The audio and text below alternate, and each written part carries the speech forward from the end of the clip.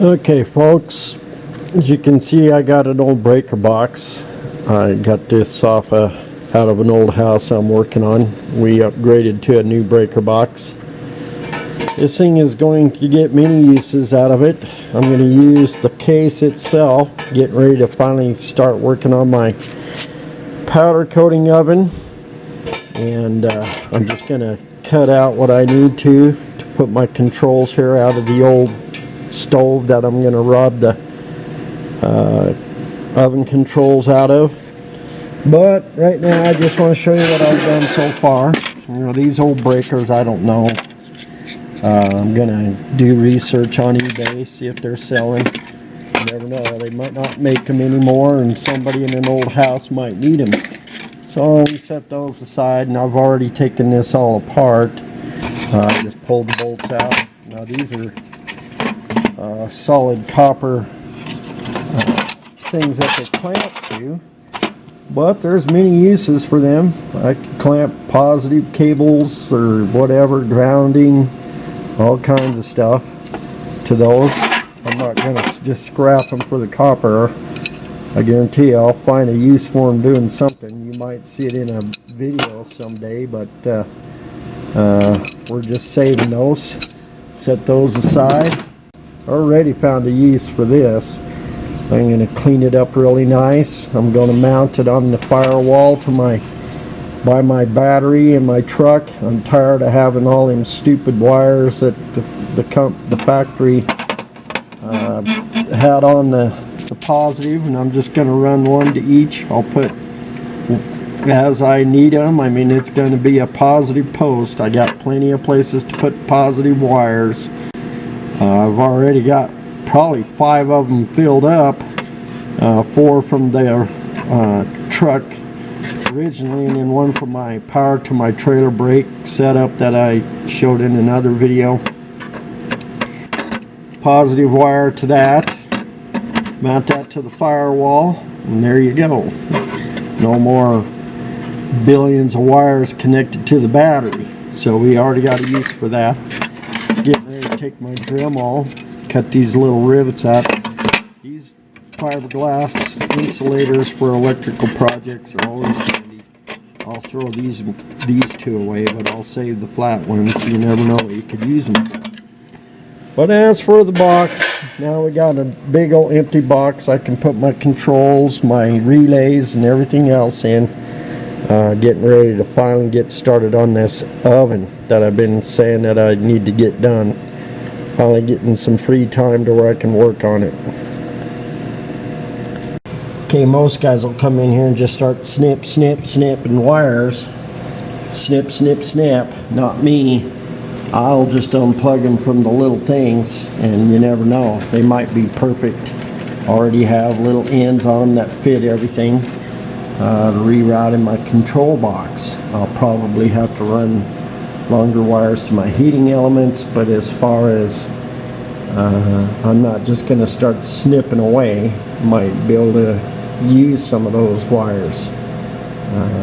So don't just go snipping away. It's easier just to pull them off like this. These are the stove, the burners. I'm not using them, but I'll probably use the wires.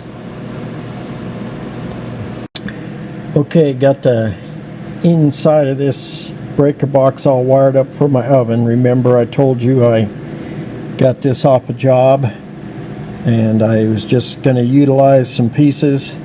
This is actually off an old stove, a stove that I robbed parts off of. Just screwed it in to the bottom of the breaker box, so the power supply, 240 volt power supply, comes in there, and then it just breaks off from there. I have a wiring diagram that I'll show you at the end of the movie here to kind of help you out here, but I like these old school solenoids that use magnets versus the solid state ones. They got contact points versus, I don't know what them solid state ones do, but my father-in-law used to work on appliances for a living, and to me it's just better. I'll show you what brand these are too. I'll show you a picture of them as well. But I got one for each, 120 volt, 120 volt, 120 volt. Red wire going to this one, black wire going to this one. This brown wire eventually will go to the heating element, and this yellow wire will eventually go to the heating element. And I'll show you how to wire all that up. This purple wire jumps across and goes to the bake up here at the top. The bake port on my motherboard or my circuit board basically is just going to kick on the relays. This red wire is just a jumper wire from this red wire that runs the power to the control panel. And then my neutral white wire is just too short right now, but here's the plug that it goes to.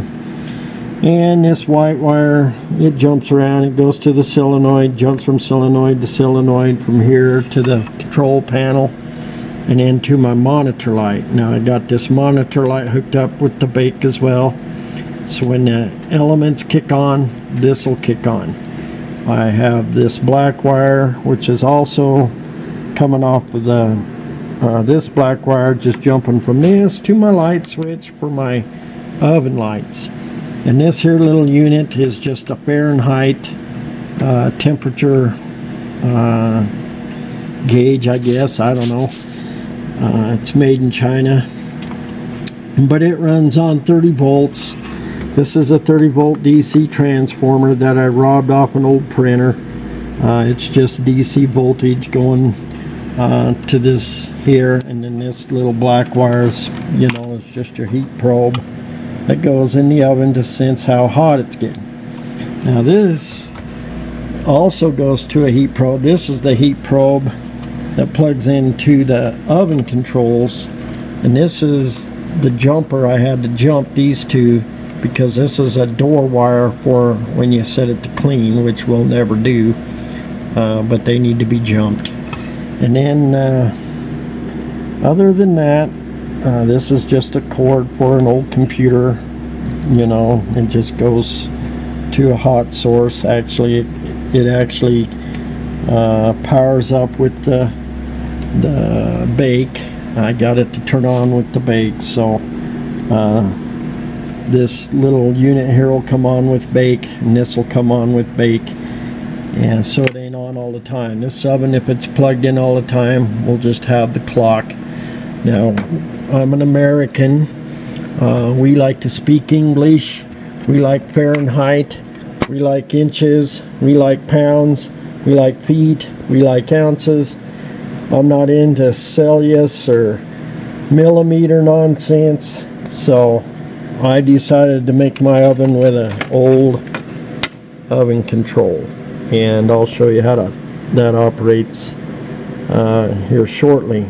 I've since then added this, which is Fahrenheit. I don't care about Celsius, and I added this and this since then. And I just flipped the lid upside down on this breaker box, so it gave me a little more clearance for the control panel in there. Took out all the little breaker things and cut the hole bigger so it'd fit in there. To me, this is so much easier to control than one of them stupid little boxes. I bought one of them, decided not to go that route. I'd rather just go with Fahrenheit. And I got a clock, I got bake timer, I got stop time, timer on, off. You know, I'm not going to use the clean nor the broil, but I'll use the bake, and you can cancel it out. I'll show you all that stuff in a minute, but I just wanted to show you pretty much the wiring inside. This is more simple and not complicated, if you ask me, than them stupid little control units you can buy online. Okay, I just temporarily put a test plug on it. It's only 110. I just put it on the one leg that operates the control panel so I can show you some things. Turn my light off up here, but I'll set the clock here just to get the stupid thing to shut up, and push cancel there. Now I'll push bake, and then I'll push up 350. Now when you hear the solenoids kick in, they'll kick in and that'll kick on. There it went, see, and there this went. It's 41 degrees in my shop right now. It's really cold outside, and just barely got it warmed up to 41 with my stove on, or actually a little hotter, but this won't turn off right now because it thinks it's heating up some elements, but you can see an oven light on there and a preheat light on there. I want to be able to see it from a distance, and also see make sure these two match when they reach a certain temperature. And then of course here's your light switch, but it's not hooked up yet. I just temporarily had to hook a heating probe to the oven control because it was sending an error code right here, but there went, turned off again. It'll turn on by itself, but there, see, it's trying to say that elements are getting too hot, don't want them getting too hot, so it kicks off and on until it gets hot enough, but it's not going to get hot enough, mainly because I don't have it operating right now. We'll get to that point later on. I'm just going to click cancel. Shuts everything off other than the clock. But I hope you like my version so far of my oven.